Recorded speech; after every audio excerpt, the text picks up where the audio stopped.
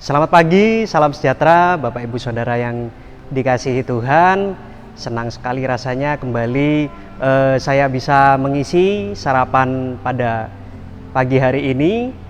Sudah lama rasanya, biasanya kalau dulu-dulu saya yang rekam teman-teman, sekarang saya yang direkam sama teman-teman di sini.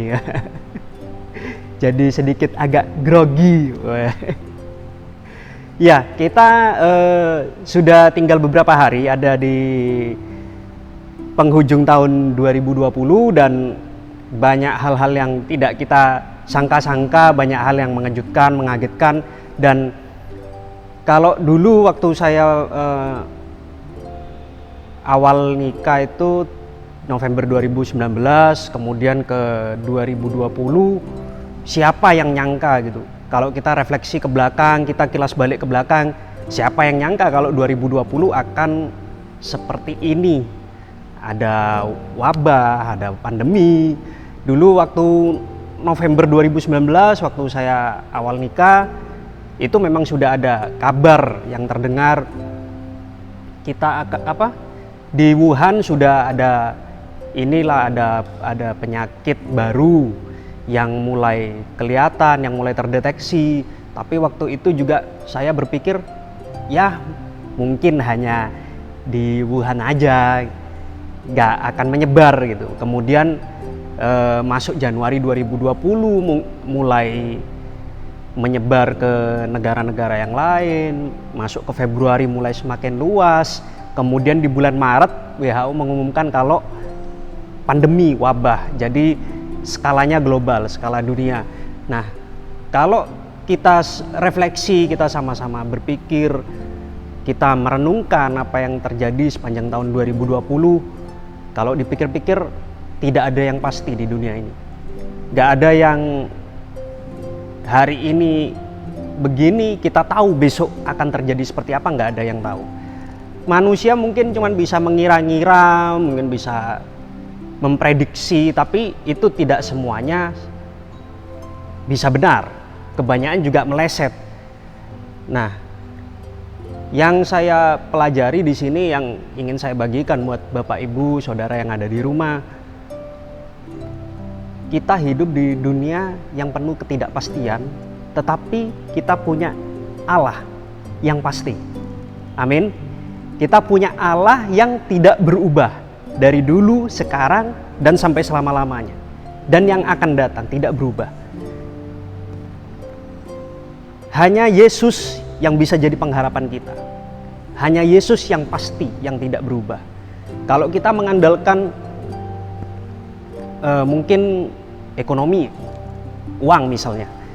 Saat ini uang bisa uang bisa berfluktuasi. Mungkin saat ini uang 50.000 itu besar, tapi kita tidak ada yang tahu besok uang 50.000 cuman bisa buat beli permen misalnya. Jadi hal-hal lain yang selain Yesus itu berfluktuasi, berubah, naik turun. Tapi kalau bersama Yesus semuanya pasti. Pengharapan kita arahkan kepada Yesus, itu pengharapan yang pasti. Bedakan pengharapan dengan ekspektasi Bapak Ibu. Jadi kalau ekspektasi itu kita memperkirakan sendiri. Jadi misalnya saat ini mendung, saat ini memang mendung ini, saat ini rekaman Bapak Ibu. Kita berekspektasi, kalau kita berekspektasi berarti kalau mendung pasti hujan. Tapi tidak seperti itu. Kalau kita berharap ini mendung, aku berharap nanti akan turun hujan. Jadi bedakan antara ekspektasi dan pengharapan. Kita sama-sama belajar. Saya tiba-tiba teringat di Keluaran 16. Di Keluaran 16, di situ Tuhan mengajarkan kepada bangsa Israel dan kita semuanya bahwa Tuhan kasih mana. Tuhan kasih mana itu cuman 1 hari Bapak Ibu. Apa yang bisa kita pelajari dari hal itu? Berarti di setiap saat, setiap jam, setiap hari, setiap waktu kita cuma bisa mengandalkan Tuhan. Kita tidak bisa mengandalkan hal lainnya. Waktu Tuhan turunkan mana buat bangsa Israel, apa yang dikumpulkan hari ini nggak bisa dipakai buat besok.